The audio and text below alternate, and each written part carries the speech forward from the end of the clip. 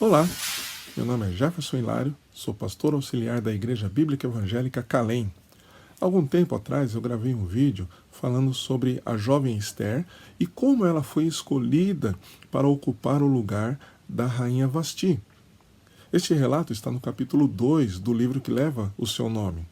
Mas hoje eu quero voltar um capítulo para falar justamente da rainha Vasti e do que possivelmente esteve por trás da sua destituição. Falando um pouquinho do livro de Esther, nós podemos ver que esse livro mostra a implacável hostilidade e o incansável empenho do inimigo para destruir o povo de Deus, ao mesmo tempo que mostra como Deus, de forma magnífica e soberana, governa todas as coisas, guarda o seu povo e não permite que o inimigo prevaleça sobre ele. Este é um livro que mostra como Deus protege o seu povo e provê meios para que esse povo triunfe sobre todas as conspirações e artimanhas daqueles que querem destruí-los. Talvez o verso que melhor expressa essa realidade seja o verso 13 do capítulo 6, que diz o seguinte: E Amã contou a Zeres, sua mulher, e a todos os seus amigos tudo o que lhe havia acontecido. Então seus conselheiros e Zeres, sua mulher, lhe disseram: Se este Mardoqueu, diante do qual já começaste a cair, é da linhagem dos judeus, não prevalecerás contra ele, mas certamente cairá diante dele. Então, veja que isso mostra, esse texto, esse verso mostra claramente como Deus guarda e protege o seu povo. Por mais que os inimigos se levantem contra ele, por mais que pareça que os inimigos estejam tendo algum tipo de triunfo, no final, na realidade, quem vai prevalecer é o povo de Deus, porque Deus guarda o seu povo. Mas eu quero falar desta personagem que não aparece em nenhum outro livro anterior ao de Esther, é citada somente nos 2 primeiros capítulos desse livro e depois não é mais mencionada na Bíblia. Evidente que eu estou falando da rainha Vasti. Talvez essa seja uma das mulheres da Bíblia cujas nossas interpretações sejam as mais injustas, porque ela é sempre vista como uma mulher rebelde, insubmissa, prepotente e desrespeitosa. Mas antes de nos aprofundarmos nessa observação sobre a rainha Vasti, o capítulo 1 fala do rei Xerxes, que tinha muitas esposas e concubinas. E ele sempre elegia uma dessas mulheres ou concubinas como sua preferida. No contexto do livro de Esther, a preferida do momento era a rainha Vasti. Neste capítulo, ou este capítulo, mostra também um momento específico do reinado do rei Xerxes, que apesar de estar reinando por apenas 3 anos, ele já era muito poderoso. Para ostentar todo o seu poder e conquistas, o que ele faz? Ele resolve reunir em Suzã, por 180 dias, todos os poderosos da Pérsia e da Média para mostrar sua riqueza, sua glória e o esplendor do seu reino. O verso 5 do capítulo 1 diz o seguinte, ou a partir do verso 5, diz o seguinte: Depois daqueles dias, o rei deu um banquete no pátio do jardim do Palácio Real durante 7 dias, a todo o povo que estava na cidadela de Suzã, tanto a ricos quanto a pobres. As cortinas eram de pano branco, verde e azul celeste, atadas a argolas de prata e a colunas de mármore com cordões de linho fino e de púrpura. Havia assentos de ouro e de prata sobre um pavimento mosaico de pórfiro, de mármore e de madrepérola e de pedras preciosas.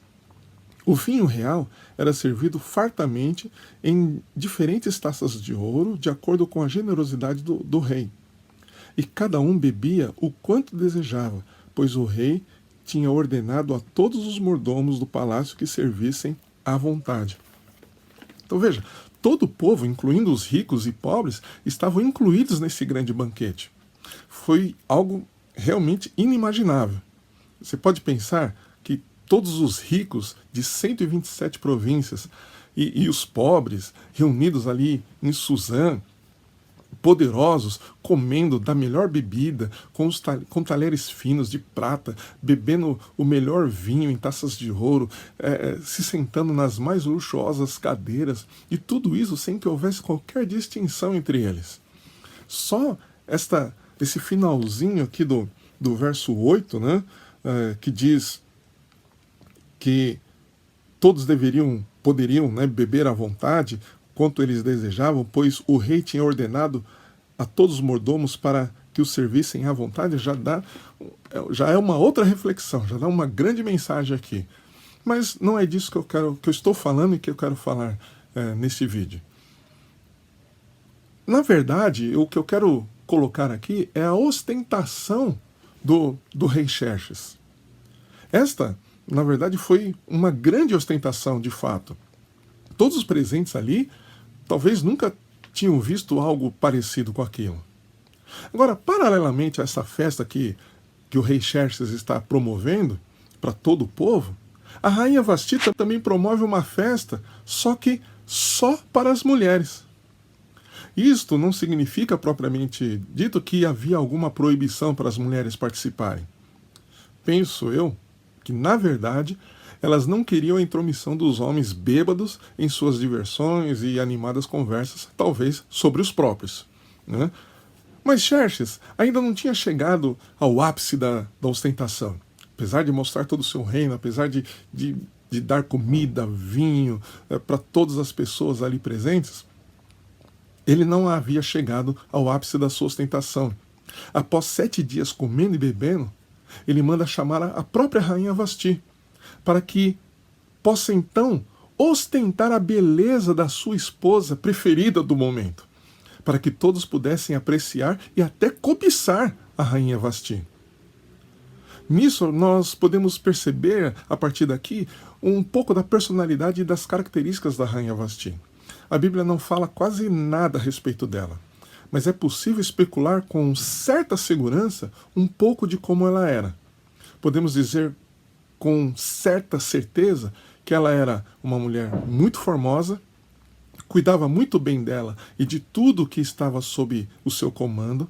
Ela era uma mulher determinada, tinha personalidade forte, ela era decidida e, como nós veremos mais adiante, ela tinha muita honra e muita decência. Diante de um pedido quase que pervertido, onde a intenção do rei Xerxes era uma exposição sexual da sua bela esposa, ela se recusa a se submeter a esse tipo de humilhação e depravação, mostrando que sua dignidade e honra valiam muito mais do que sua posição, riqueza, prestígio e bens. Vale lembrar que, segundo alguns historiadores, o rei Xerxes era capaz de pôr de lado qualquer uma de suas muitas esposas e concubinas, caso estas não lhe agradassem de alguma forma. A rainha Vasti sabia disso, porque, segundo os próprios historiadores, ela mesma tinha sido eleita como preferida no lugar de uma outra rainha. Mas nós não vamos entrar nesse quesito agora. Eu quero pensar aqui nas implicações da decisão da rainha Vasti. O desfecho a gente conhece muito bem. Ela foi destituída. Ela foi colocada para fora e depois que ela é destituída de sua posição, não se ouve mais falar dela. Mas há uma implicação muito maior no posicionamento da rainha Vasti que muitas vezes nós não pensamos. A sua postura e consequente deposição abriu um caminho para que Deus colocasse uma jovem judia no palácio, que mais tarde seria um instrumento determinante na preservação do povo de Deus.